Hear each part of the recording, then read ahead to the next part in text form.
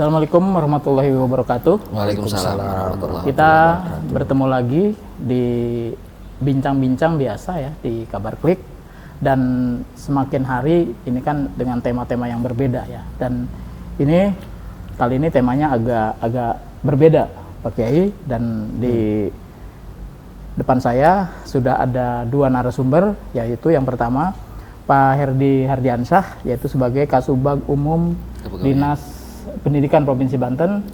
Selamat siang Pak Herdi. Selamat siang. Nah, yang kedua yaitu Pak Kiai Haji Ahmad Tajudin, salah satu tokoh agama yang juga Ketua Umum FKPT Provinsi Banten. Assalamualaikum Pak Kiai. Waalaikumsalam warahmatullahi wabarakatuh. Nah, ini kita sebelum membahas hal-hal yang sifatnya agak mendetil dan agak dalam, sebetulnya kalau kita bertanya kepada Pak Kiai ini sebetulnya kalau tugas atau fungsinya FKPT itu apa sih sebetulnya? Iya, FKPT itu melakukan upaya koordinasi dengan semua pihak di daerah Provinsi Banten dalam rangka upaya pencegahan ya, itu kata kuncinya, gerakan perkembangan radikal terorisme yang ada di daerah. Jadi FKPT program kerja utamanya melakukan koordinasi dengan semua pihak. Dengan semua pemerintahan, masyarakat, pemangku kepentingan di daerah. Tujuannya cuma satu, melakukan upaya pencegahan gerakan radikal terorisme yang mungkin masih dan berkembang di daerah Provinsi Banten. Dan ini perlu diketahui, bukan isapan jempol, perkembangan gerakan radikal terorisme di Provinsi Banten ini potensinya cukup tinggi.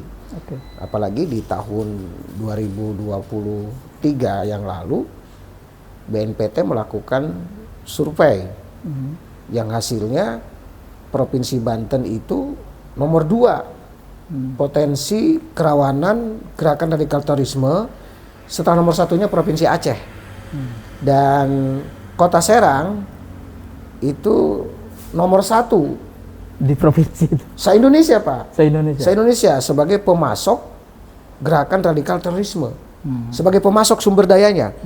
Nah, sedangkan Cilegon itu nomor 10 se-Indonesia sebagai daerah untuk diledakkan oleh para teroris. Ini se-Indonesia Pak. Artinya jadi, target ya? Target peledakan. Nah, ini luar biasa Pak. Banten memiliki potensi sedemikian rupa secara nasional. Provinsinya nomor 2, Kota Serang nomor 1, Cilegon nomor 10. Jadi itu semua daerah itu masuk nominasi begitu? Nominasi, jadi mendapatkan juara kelas lah. Gitu. Harus dapat reward gitu harusnya ya? Harusnya begitu. Nah, ini kalau melihat begitu mengkhawatirkan ya, Kota Serang sebagai ranking 1 lah, kemudian Kota Cilegon sebagai nomor 10 atau ranking 10 sebagai daerah yang dalam tanda kutip rawan untuk mendapatkan gangguan Kamtibmas, ledakan dan ancaman-ancaman sejenis. Ini kira-kira menurut Pak Kiai, apa sih sebetulnya motivasi, kemudian penyebab, atau kira-kira mengapa kok bisa terjadi seperti itu gitu? Ya, pertama kita by data ya. Provinsi Banten itu kan punya terpidana kasus terorisme bom Bali. Karena ini sudah menjadi keputusan pengadilan, saya kira disebutkan namanya nggak ada soal ya. Misalnya Imam Samudra. Imam Samudra itu kan orang Serang yang tinggal di Lopang, di Kelurahan Lopang, di Kota Serang. Kemudian banyak pengikut dia dari berbagai daerah se-Indonesia, itu yang mereka mencari dan melakukan pelatihan itu di Banten, khususnya di Kota Serang, mengikuti gerakan Imam Samudra. Nah, kemudian para pihak yang dicurigai memang selama ini ada di jaringan itu mulai mendekat ke Banten, terutama di Tangerang Selatan. Oh begitu ya. Kalau disebutkan namanya sangat banyak. Dan itu strategi mereka dalam rangka mendekat ke ibu kota RI, dan jika melakukan tindakan terorisme, mereka tidak tinggal di Jakarta tapi tinggalnya di Banten. Nah, ini gerakan jaringan. Tapi kemudian mengapa Banten bisa seperti ini? Nah, kalau kita lihat pelaku, sebenarnya ini bukan rasis ya, bukan rasis. Yang orang Banten cuma Pak Imam Samudra. Sementara kelompok-kelompok lain yang bergerak di Banten selama ini yang sudah ditangkap maupun yang sedang dalam proses monitoring itu bukan orang Banten aslinya. Tapi mereka tinggal di Banten begitu ya. Tapi mereka tinggal di Banten dan melakukan tindakan pelatihan serta ya gerakan-gerakan menyiapkan diri itu adanya di Banten. Maka tidak aneh kemudian kasusnya Pak Wiranto ada di Banten di Menes. Kemudian ex Napiter yang saat ini misalnya berada beberapa tinggal di Kecamatan Waringin Kurung. Betul. Itu juga bukan orang Banten. Ya. Bukan. Kemudian ada juga PNS guru SMP negeri di Kota Serang yang ditangkap Densus, itu juga bukan orang Banten. Pun demikian di beberapa tempat yang memenuhi latar itu semua. Bahkan yang terakhir kami kunjungi di lapas, baik di lapas Tangerang 2 orang, kemudian di lapas Cilegon 2 orang pada waktu itu beberapa bulan lalu di tahun 2024. Mereka juga bukan orang Banten, tapi berkegiatan dilakukan di Banten. Nah, setelah ditelusuri lewat ya survei yang dilakukan oleh BNPT, ya mereka cukup aktif melakukan rekrutmen kepada masyarakat yang ada di Provinsi Banten, tetapi orang Bantennya sendiri sebenarnya belum begitu banyak terlibat. Ini masih orang lain, tapi tinggal di Provinsi Banten. Karena kita menganut asas legalitas ber-KTP Banten, ya mereka semua adalah menjadi orang Banten. Saya kira itu bukan isapan jempol belaka, bukan. Gitu. Ya, artinya melihat daripada hasil survei yang dilakukan BNPT, kemudian hasil monitoring, memang Banten ini kan berarti sangat rawan lah. Sangat rawan, betul. Sangat rawan dan punya banyak sumber daya dalam tanda kutip. Betul. Terkait dengan orang-orang yang punya afiliasinya agak garis keras lah begitu. Nah, kalau beberapa saat lalu kan juga memang ditemukan ada daerah-daerah yang memang menjadi daerah-daerah pelatihan gitu. Seperti ada beberapa waktu lalu ada di Pandeglang katanya. Itu daerah-daerah tertentu yang mereka memang secara aktif melakukan pelatihan, kemudian merekrut anggota-anggota baru dengan modus bermacam-macam. Nah, itu yang sudah dilakukan BNPT apa itu? Kalau BNPT itu melakukan kegiatan delegasi kepada FKPT Banten, dan kami sejak Ibu Rumiah dulu sebagai ketua pertama kali di tahun 2011-2012 itu sudah melakukan berbagai kegiatan sebagai upaya pencegahan kepada masyarakat. Ke sekolah kita lakukan, kepada masyarakat, kepada ormas, kepada pondok pesantren kami datang. Dan sampai hari ini kita masih melakukan kegiatan itu yang pada prinsipnya FKPT melakukan upaya koordinasi bersama dengan semua masyarakat, berbagai lapisan masyarakat, agar tidak terjadi perkembangan gerakan radikal terorisme di Provinsi Banten, misalnya khususnya saya sebut di Kabupaten Lebak. Di Kabupaten Lebak itu ada tokoh fenomenal yang dia seorang dokter, berpraktek Pak, hanya bisa saya sebut di dinding Kapolres. Praktek dokternya di dinding sebelahan dengan Polres Lebak di kota. Bukan Polres yang baru ya, Polres Lebak yang di kota, yang di Jalan Pahlawan. Betul. Kemudian dia dengan leluasanya sampai kabar terakhir dia tidak kembali setelah ada di Suriah, dan itu bersama keluarganya. Kemudian yang kedua Pak, itu di Pasir Ona. Di Pasir Ona teridentifikasi sebagai kelompok dari Jaja Suparman. Kelompok Jaja, Sajira. Hari ini eksis, ada perguruan tinggi, ada sekolahnya. Itu ada di Ona Pak. Sekolah tinggi Islam di sana. Dan itu pendiri dan pelaku sejarahnya adalah berasal dari kelompok Jaja. Dan ada juga tokoh yang bergerak di sana, sudah almarhum sekarang. Kalau disebut nama, saya sebutkan nama Ustadz Takdir. Dia yang melakukan komunikasi ke berbagai ormas, dan itu ada di Ona. Dan dia punya lapangan pelatihan kuda, dan juga dia bersahabat baik dengan tokoh-tokoh masyarakat. Dan ada beberapa alumni justru pimpinan pondok pesantren terbesar. Itu Ustadz Takdir yang bina. Nah, itu semua dilakukan di Kabupaten Lebak. Belum lagi ke Lebak Selatan yang teridentifikasi pernah jadikan lahan atau tempat untuk melakukan pelatihan, misalnya di daerah Sawarna dan lain-lain.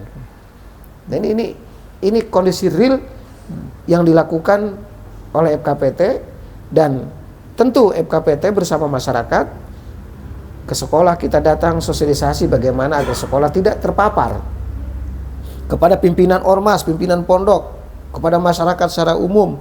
Kami terus melakukan, setiap bulan kami melakukan itu dengan berbagai kelompok yang telah kami bagi sesuai dengan kelompok masing-masing masyarakat. Jadi itu Pak. Dari FKPT yang pernah dilakukan dengan melakukan sosialisasi, dengan pendekatan kepada pondok pesantren, kemudian sekolah-sekolah dan juga tokoh-tokoh, tentunya kan juga harapannya agar gerakan, kemudian keyakinan, kemudian semacam perkembangan terorisme dan juga garis-garis keras ini kan harapan memang sudah memudar. Tetapi beberapa waktu lalu kan kita mendengar ya ada salah satu murid di salah satu sekolah di Provinsi Banten yang infonya mereka sudah terpapar dengan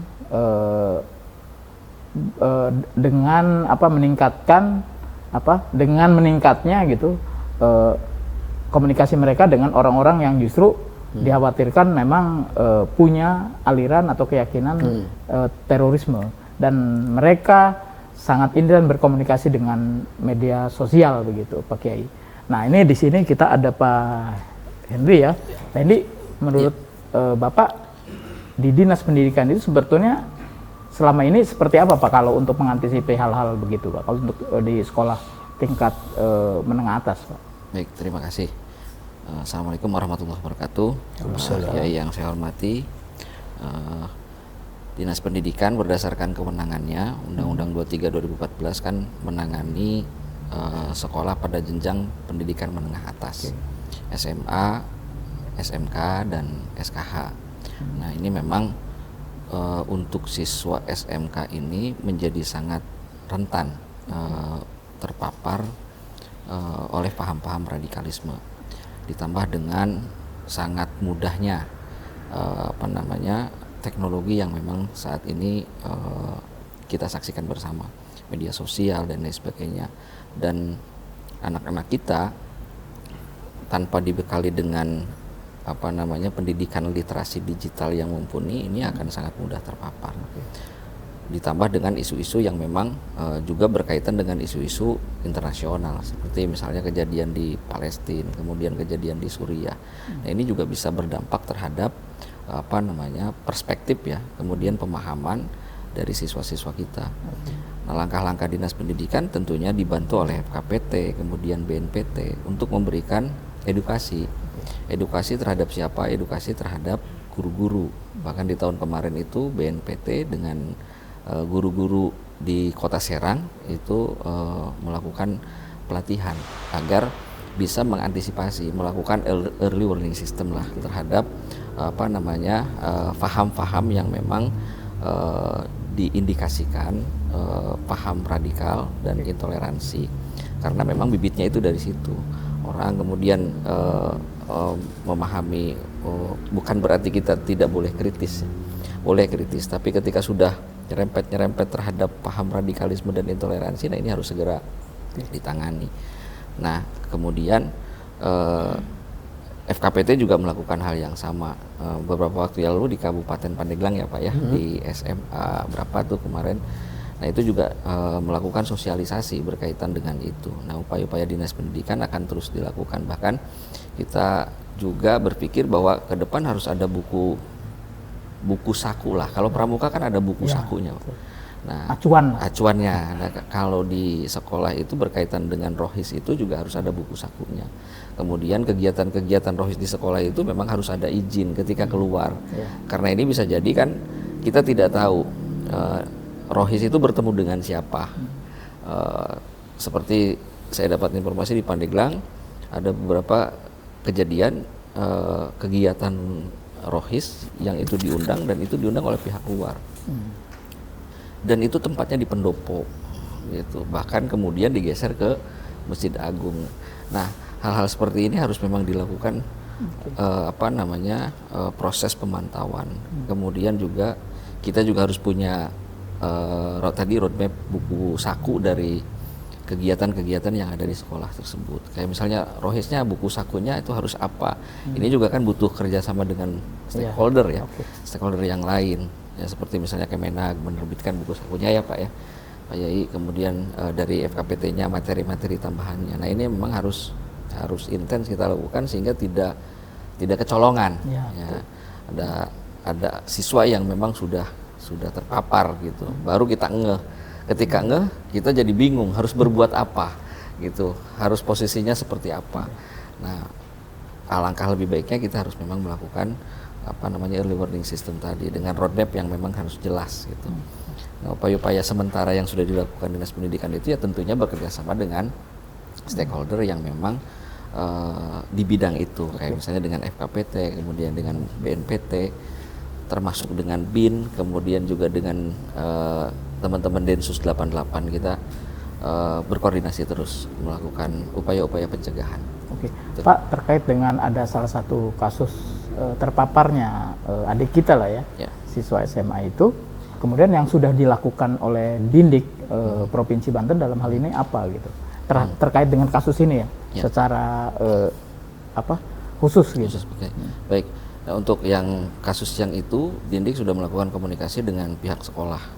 Kemudian dengan tentunya guru, kalau di sekolah itu ada BK ya, bimbingan konselingnya, kemudian guru PAI-nya, pembina rohisnya, untuk dilakukan pembinaan secara intens.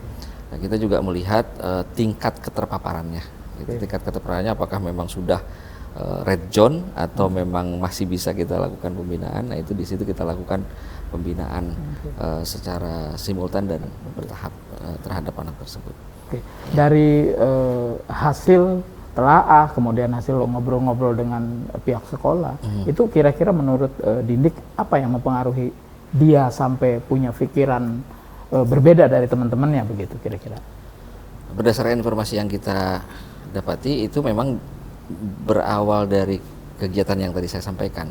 Jadi memang pengaruh media sosial juga luar biasa.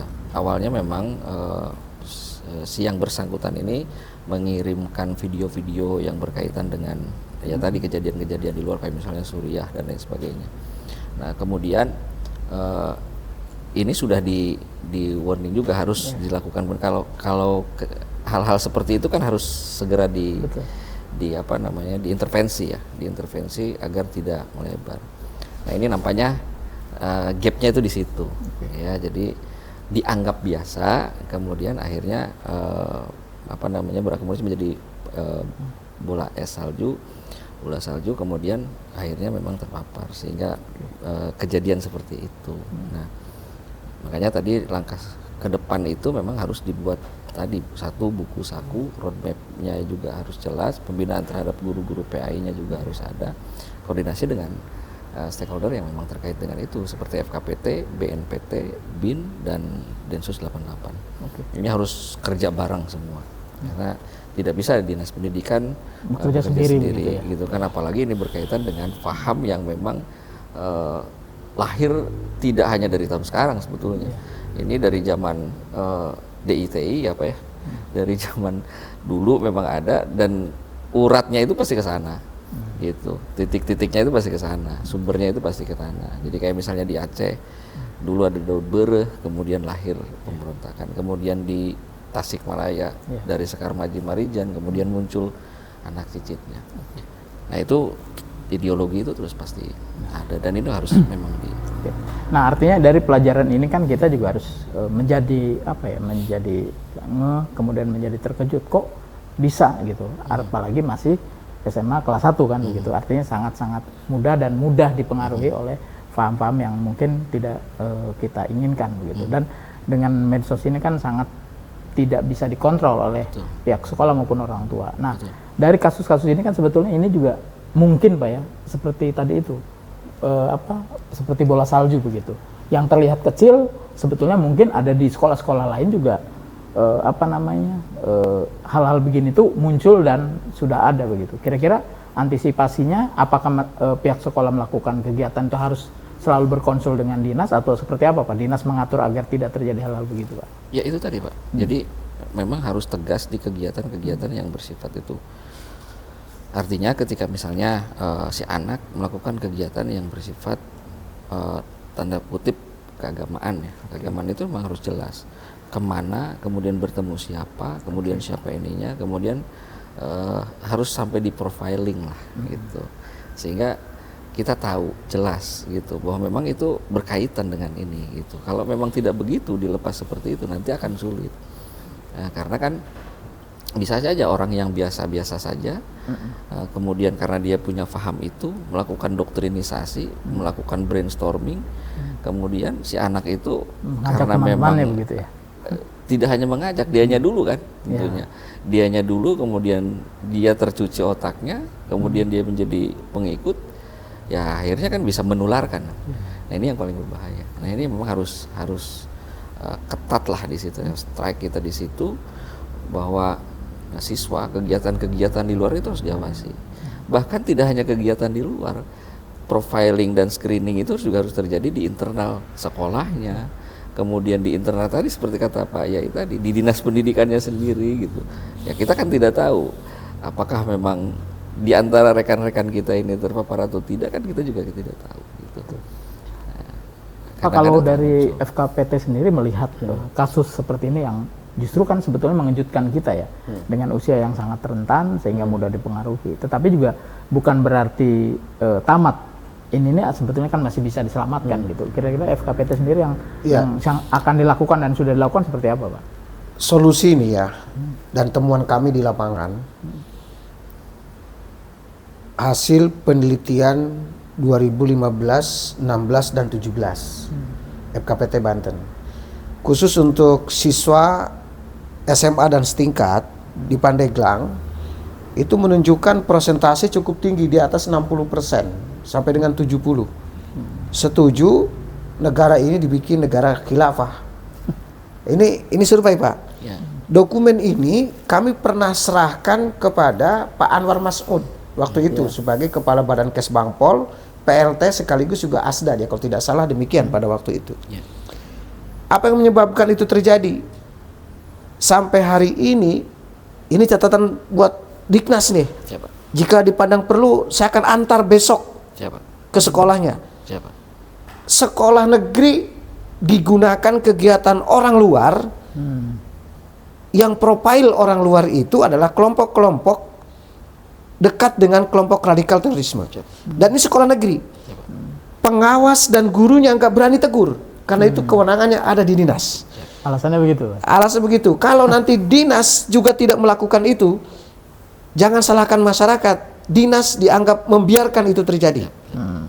Data ada di kami. Bila perlu kami antarkan ke lokasinya. Ini biar dinas. Ini sekolah Pak. Artinya sudah dalam sudah sedemikian rupa. Ya? Sekolah negeri sore hari dijadikan pusat kegiatan kelompok-kelompok itu. Dan yang datang ke situ, mohon maaf, dari tata cara berpakaian dan lain-lain, kami meyakini itu sumbernya dari mana. Dan ini isinya adalah menegakkan khilafah di sekolah itu. Kalau Pak Herdi tadi ingin tahu di mana sekolahnya, saya akan antar Pak. Jadi jangan bilang dinas tidak tahu. Makanya saya senang sekali kalau yang datang pimpinan dinasnya, ini juga pimpinan dinas. Nah, oleh karena itu tidak lagi bisa ditiadakan. Itu terjadi di Pandeglang. Nah, penelitian kami yang dulu itu sampai nembus angka 70% mereka setuju khilafah. Dan pada saat ini ada satu sekolah punya negeri di bawah asuhannya Dinas Pendidikan Provinsi Banten, musolanya dijadikan tempat pertemuan, judulnya sih pengajian Pak. Gitu. Mulai dari pengawas dan kepala sekolah nggak berani melakukan itu. Dan kami FKPT sudah melakukan upaya. Berarti sebelum adanya pembubaran enggak sekarang ini. Sampai hari ini. Masih berlanjut. Nah, oleh karena itu kami pesan kepada Dinas Pendidikan, di samping kami punya ya kalau sebut data lah, ya kan dinas tidak pernah minta kepada kami. Jadi nggak dikasih gitu. Iya, nggak dikasih. Bahkan kami datang ke dinas yang seharusnya dapat ditemui oleh pejabat pengambil keputusan. Di sana kami tidak ketemu dengan pimpinannya, orang yang diinginkan. Kami ke BKD, Pak. Siap.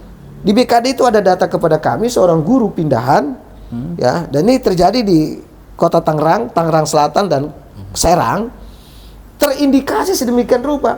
Kami ingin menemui kepala BKD, jangankan kepala BKD, anak buahnya mengambil keputusan pun nggak ada.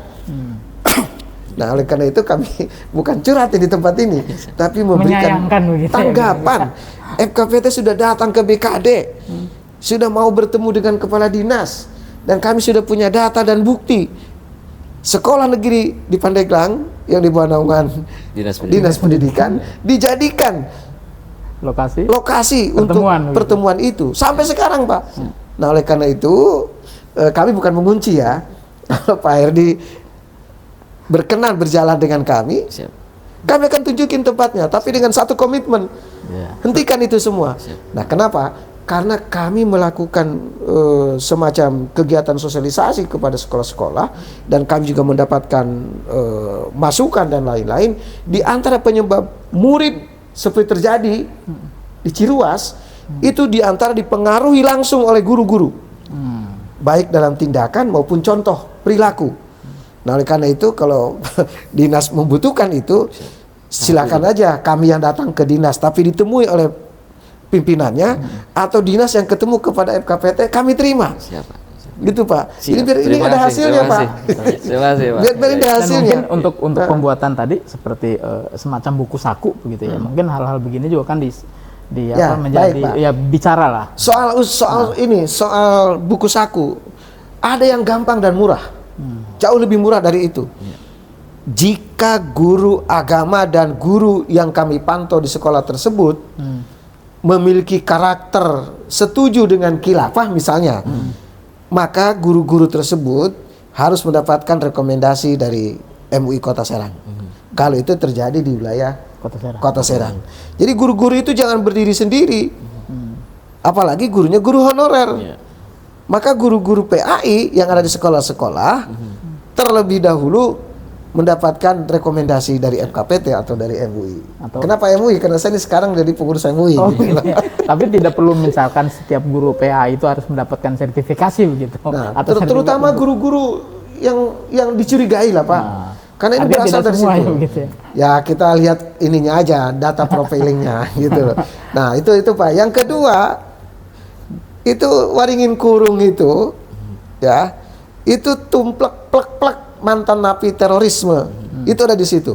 Ada yang menjadi profesinya pelatih poligami, ada yang motif menjadi tukang pijit obat kuat dan lain-lain. Dinas tidak melakukan apapun. Bahkan ketika kami informasikan saja, sepertinya enggan menanggapi itu. Salam ke Pak Tabrani. Siap, gitu. Pak. Siap. saya kira itu jauh lebih murah. Kalau buku saku dan lain-lain, ya nanti dinas keluar anggaran. Anggaran yang dibicarakan nanti ada apa tidak dan lain-lain. Kira-kira itu, Mas Herdi. Siap. Tapi kalau untuk yang dari salah satu SMA di kabupaten itu, saat ini masih aktif sekolah atau seperti apa, Pak? Sementara ini masih aktif. Karena kemarin hanya diamankan, kemudian dilakukan treatment lah dengan caranya teman-teman Densus ya. Cara teman-teman Densus, kemudian tetap bersekolah. Hanya memang harus lebih intens melakukan intervensi terhadap pembinaan karakternya, karena ini kan berkaitan dengan karakter dan paham. Saya menarik, Pak. Anaknya masih sekolah? Sudah masuk sekolah? Iya, masih aktif sekolah berarti. Kemarin sih masih aktif dengan sudah sekolah kan beda, Pak. Masih aktif di sekolah, Pak. Hanya informasi terakhir belum tahu, karena saya baru dapat informasi itu di berarti masih sekolah, Pak. Kemarin. Karena beliau yang bertanggung jawab. Ya. Nah, kalau kita nanti infokan anak ini ada di mana, nanti juga kaget lagi nanti. Soalnya gini, artinya kan ketika mereka terpapar dengan paham-paham radikalisme, paham-paham terorisme, itu kan juga tidak berdiri sendiri begitu. Mereka mesti ada masukan dari orang yang mungkin dia hormati, seperti gurunya atau keluarganya atau lingkungannya, atau juga memang mendapatkan informasi tersebut kan dari media sosial, karena hampir semua anak-anak sekolah itu kan hampir ya, mungkin 99,9% pegang handphone Pak, artinya mereka punya akses 100% untuk mengontrol konten-konten yang mereka inginkan kan begitu. Nah maksudnya dari begitu tuh pasca kejadian tersebut, pihak sekolah juga memang koordinasi dengan orang tuanya, kemudian dipelajari kenapa bisa itu terjadi, itu seperti apa Pak? Itu tadi Pak, jadi memang awalnya kan dari aktivitas keagamaan yang ada di sekolah, kemudian mungkin juga mereka yang bersangkutan itu punya jejaring, kemudian dikirimkan video-video yang memang materi-materi yang memang membuat giroh, bahasanya kan semangatnya gitu.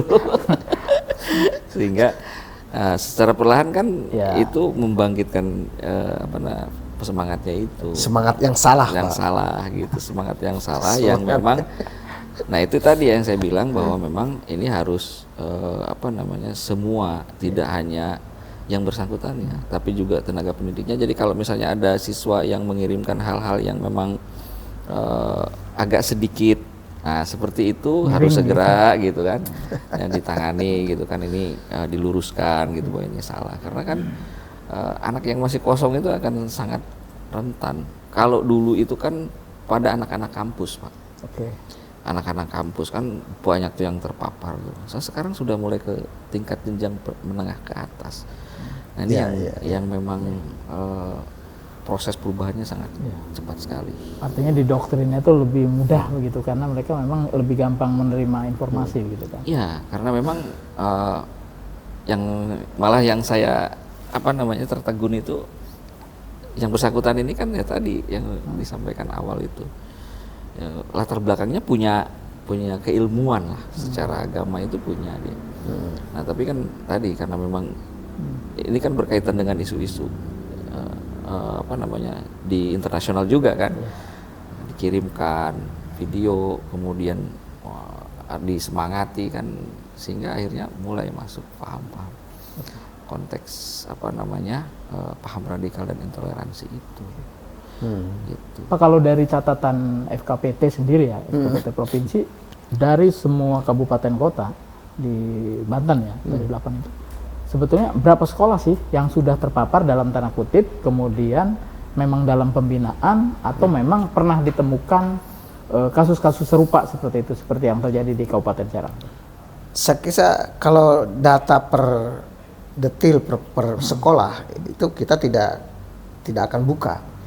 Tapi bahwa sekolah-sekolah yang terpapar atau ada gerakan-gerakan ajaran dari dalam pondok, dari dalam sekolah, itu Pandeglang menempati posisi ranking 1. Pandeglang Pak, ya.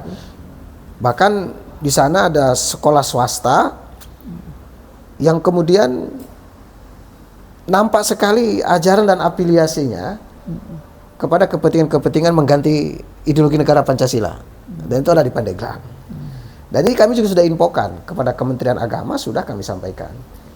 Tetapi jangan lupa, kalau tadi disebut penyebabnya kenapa bisa itu terjadi, banyak sekali persoalannya. Yang hari ini paling nampak adalah gerakan radikal terorisme ini bukan lagi kepada kelompok dan tidak lagi mengenal usia dan jenis kelamin. Laki, perempuan, bocah tua, bocah lanang, bocah kecil, bocah enom, sudah lagi bukan lagi target, tapi semua orang memiliki potensi yang sama. Dan tidak ada klasifikasi begitu. Tidak ada lagi misalnya ini urusan kekerasan model begini, urusan perempuan, enggak juga. Laki perempuan sama aja sekarang.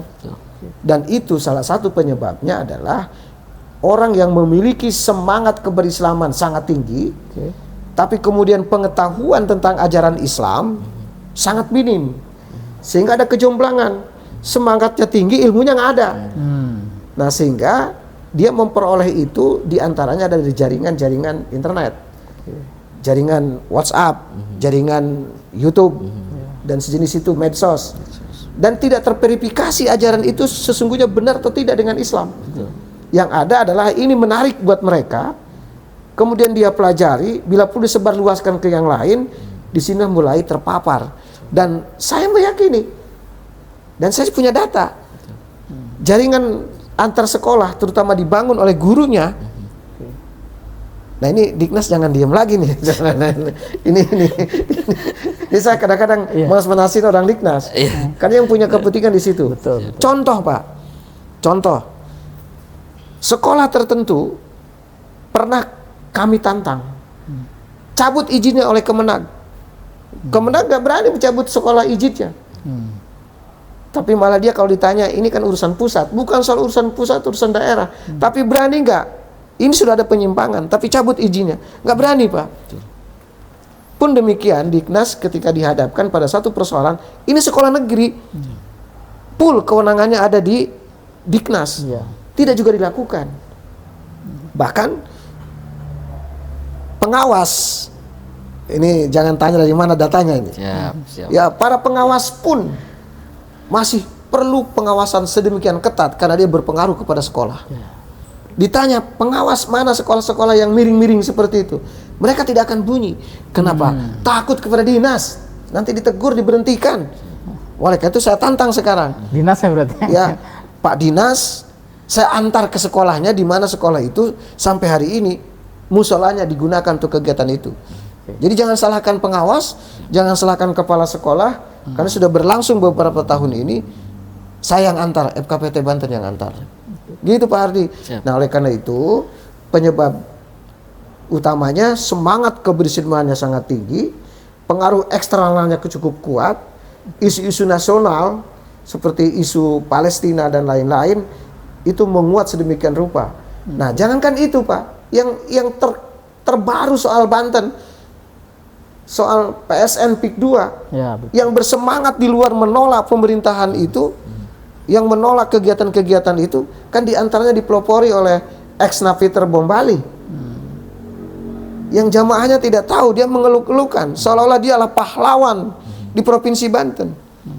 Padahal kalau Diknas tahu, 2 anak kandungnya itu di penjara Pak, kasus terorisme.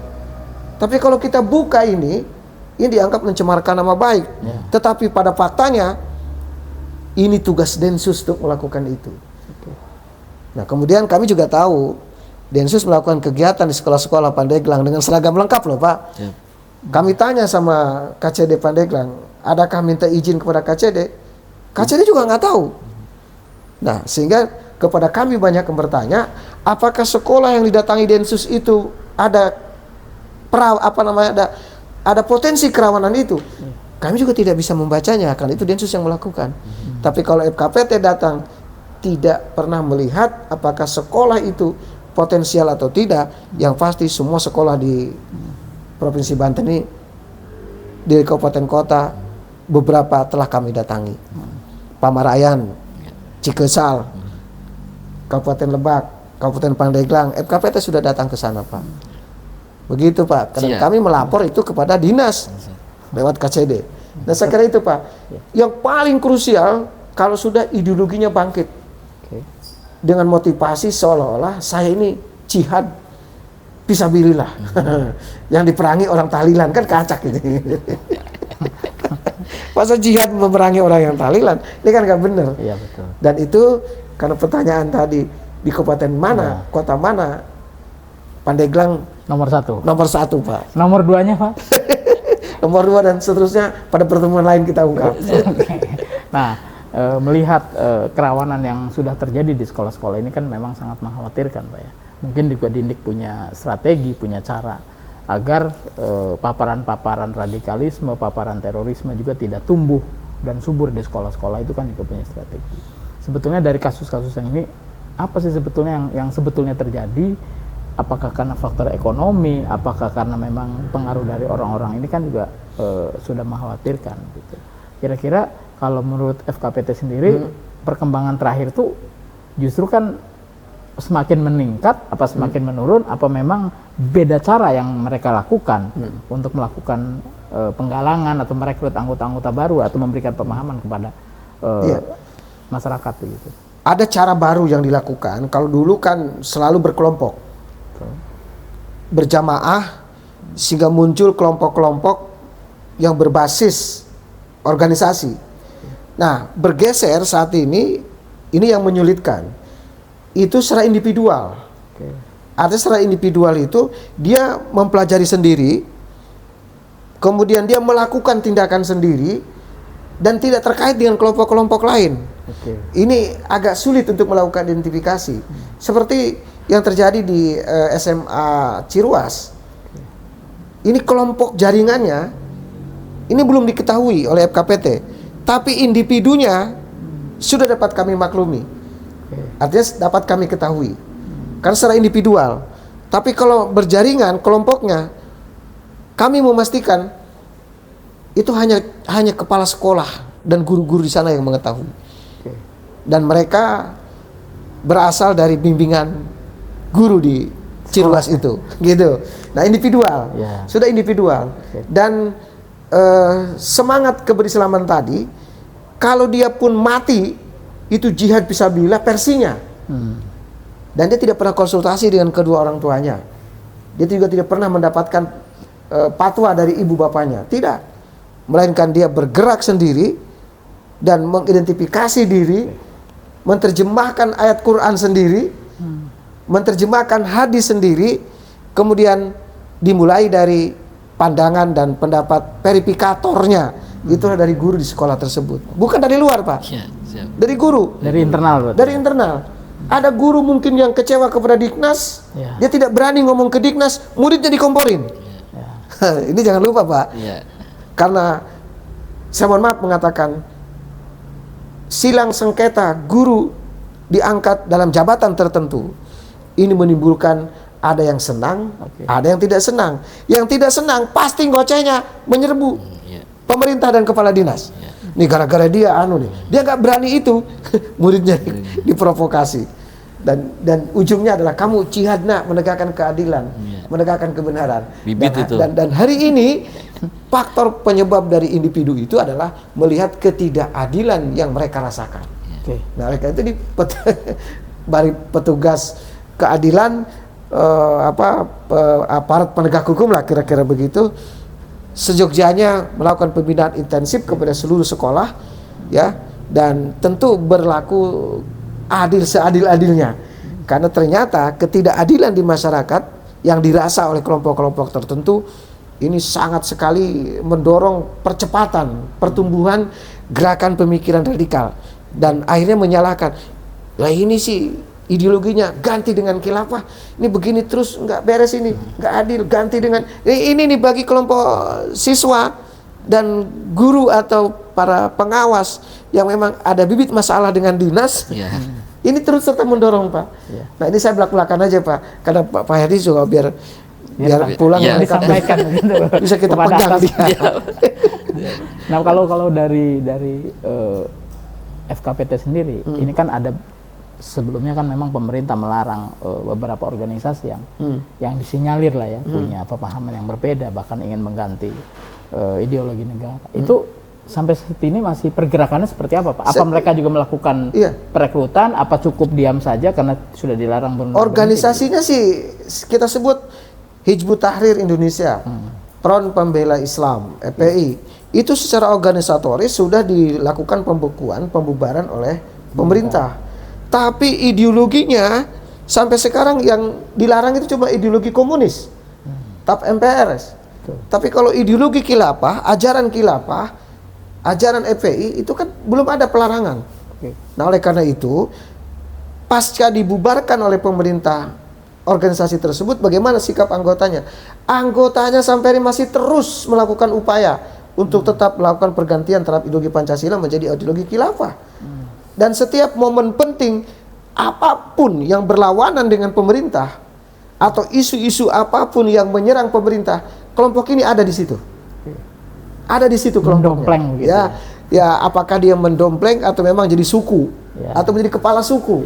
Nah, sehingga apapun isu yang berkembang yang dianggap memberikan perlawanan kepada pemerintahan, baik pemerintahan pusat maupun pemerintahan di daerah sekecil-kecilnya, itu mereka ada di situ dengan tetap tidak pernah menjauh dari sosialisasi ganti Pancasila dengan khilafah. Nah ini ada Pak. Ya. Dan kalau melihat perkembangan orang per orang, saya melihat di Kota Serang misalnya sebenarnya tidak bertambah. Ya. Orangnya masih itu juga. Dan kalau kita sampaikan kepada para pihak, Pak, ini orang ini harus segera dilakukan upaya penegakan hukum. Nah, pasti aparat akan mengatakan, wah ini kan belum terbukti secara fisik. Nah, oleh karena itu, sebagai indikasi, misalnya pada beberapa tahun lalu, Undang-Undang Keamanan Negara diajukan agar aparat intelijen memiliki kewenangan menangkap setiap orang yang diketahui memikirkan atau mengganggu keamanan negara. Ini kan ditolak oleh rame-rame orang. Nah, inilah kondisi realnya, Pak. Para aparat intelijen mengetahui orang itu telah melakukan gerakan mengarah kepada pergantian ideologi Pancasila. Bahkan mungkin kepada isu peledakan bom seperti kasus anak yang kita bicarakan ini. Tapi tidak dapat ditegakkan hukum karena secara fisik Tidak melakukan tindakan. belum ada tindakan, Belum ada aksi begitu. belum ada aksi fisiknya. Walaupun aparat intelijen mengetahui itu. Ya. Nah ini Pak persoalan kita, sehingga kalau ditanyakan bagaimana sikap mantan anggota-anggota itu masih aktif, Oke, mereka juga masih ya, aktif masih melakukan koordinasi, provokasi ya. kepada masyarakat, dan itu ada di semua tempat. Oleh karena itu kami berharap kepada seluruh aparat penegak hukum, terutama dari Densus yang memiliki penanganan ini, dan kepada para pemegang otoritas perizinan, jika ada sekolah yang terlibat seperti itu, kenapa juga tidak dilakukan pencabutan perizinan? Atau dibekukan. Ya dibekukanlah. Kalau tidak kan seperti ini keadaannya. Siapa yang menjamin ketertiban masyarakat, kenyamanan masyarakat? Dan nama-nama itu beredar tidak pernah berubah, Pak. Ditak-takan seperti Kota Serang siapa-siapa, di Walantaka siapa-siapa, di Kesemen siapa-siapa. Kami punya nama-nama itu. Tadi kami sudah ceritakan bahwa kasus tak-takan, kami minta, ini rapat Pak, rapat penting. Kami minta agar segera dicabut. Kebetulan izinnya dari Kemenag. Kemenag sampai sekarang tidak bisa melakukan apapun. Yang agak ke dalam itu sekolahnya, Pak. Ya, saya tidak menyebutkan posisi strategis di mana letaknya, tapi kami melakukan sebagai FKPT bersama tim yang lain meminta Kemenag mencabut itu. Bahkan ada lagi sekolah yang sering dijadikan tempat perkumpulan oleh orang-orang itu dan diketahui oleh khalayak, tapi juga Dibiarkan gitu. dibiarkan Karena tidak melakukan aksi. karena tidak melakukan aksi. Nah, padahal aparat negara sudah mengetahui itu. Karena mungkin berpikir bahwa pikiran itu tidak bisa ditangkap. Nah, kalau itu kan makanya saya setuju Undang-Undang Keamanan Negara segera dilakukan, poin aparat intelijen diberikan kewenangan menangkap rame ini. Oke, ini menarik Pak ya, bahwa di tengah media sosial yang luar biasa berseliweran di kita dengan gadget yang hampir setiap anak itu punya, ada paparan-paparan radikalisme, ada paparan-paparan yang memang sangat mengkhawatirkan, radikalisme, terorisme. Nah, ini kita juga khawatir, dan Dinas Pendidikan kemudian dari FKPT juga sudah wanti-wanti lah agar ini tidak terjadi, tidak melebar dan juga menjadi berkembang ke masyarakat secara umum. Nah, closing statement dari bincang-bincang kita ini apa sebetulnya yang diharapkan, Pak? Saya kira gini Pak, media sosial ini kan katakanlah alatnya ya, alat itu kan HP. Dengan berbagai macam aplikasi terdapat di situ, informasi apapun masuk ke situ, tidak lagi menghitung baik atau buruk. Negara punya kepentingan dan punya kekuasaan untuk melakukan stop terhadap konten-konten yang isinya mengajak orang untuk melakukan intoleransi, gerakan radikal terorisme. Tapi apa yang mau dikata hari ini? Judi online juga negara, Menteri Kominfo yang jadi tersangka sekarang itu sebagai pelaku.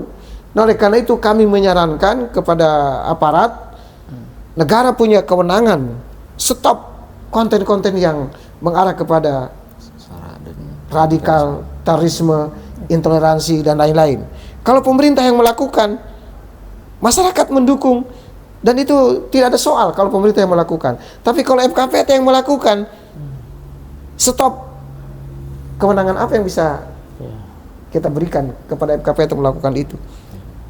Kita hanya mengatakan, nak, jangan buka situs anu, situs ini, situs itu.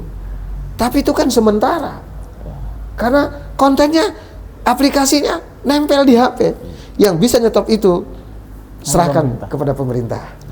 Maka closing statement hari ini, gerakan radikalisme diantaranya dapat dipersempit dengan cara stop konten dan atau kegiatan melalui media sosial oleh pemerintah. Saya kira itu. Ya. Pak Hardi? Cep, baik. Perlu kami sampaikan bahwa berdasarkan pengamatan, proses penyebaran paham dan pelaku-pelaku terorisme ini sudah bermetamorfosis. Yang tadinya dengan sistem sel, kemudian sekarang mereka lone wolf bahasanya. Jadi bisa sendiri gitu, tanpa ada jaringan, tanpa ada sel, karena memang pengaruh media sosial menjadi sangat luar biasa.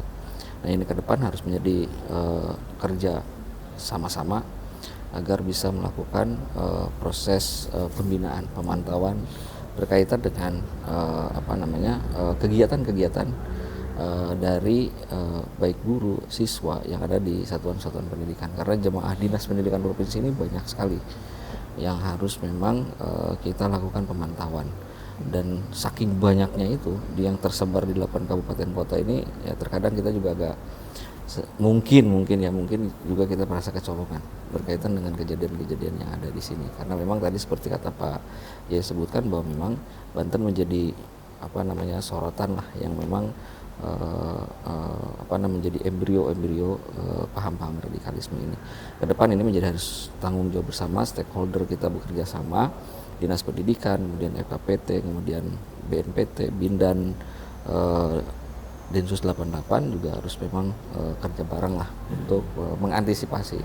Lebih baik mencegah kita daripada kita melakukan penanganan terhadap persoalan-persoalan ini. Dinas Pendidikan siap.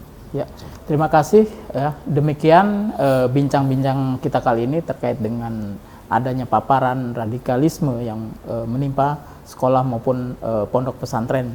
Dan saya ucapkan terima kasih kepada Pak Kiai Haji Ahmad Tajuddin sebagai Ketua Umum FKT Provinsi Banten dan juga Pak Hardi Hardiansah sebagai Kasubag Umum dari Dinas Pendidikan Provinsi Banten. Sekali lagi saya ucapkan terima kasih dan kita bertemu pada bincang-bincang berikutnya. Assalamualaikum warahmatullahi wabarakatuh. Waalaikumsalam warahmatullahi wabarakatuh. Siap.